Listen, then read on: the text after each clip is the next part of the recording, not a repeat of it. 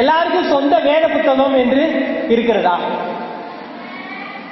சொந்தமா வேத புத்தகம் இல்லாதவர்கள் எத்தனை பேர் இருக்கிறார்கள்?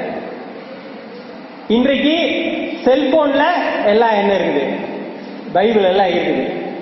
அதனால நம்ம வாலிப சமுதாயம் என்ன செய்கிறது? பைபிளை அது கண்டுக்கிறதே இல்லை. எதிலே வேதாகமம் இருந்தாலும் நமக்கென்று சொந்தமாக நாம் என்ன செய்ய வேண்டும்? ஒரு வேதாகமத்தை நாம் வைத்திருக்க வேண்டும்.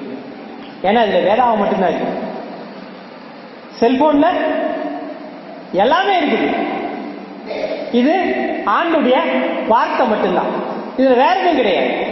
அதனால நாம் இதை என்ன செய்ய வேண்டும்? நமக்கென்று சொந்தமாக வைத்திருந்தே ஆக வேண்டும்.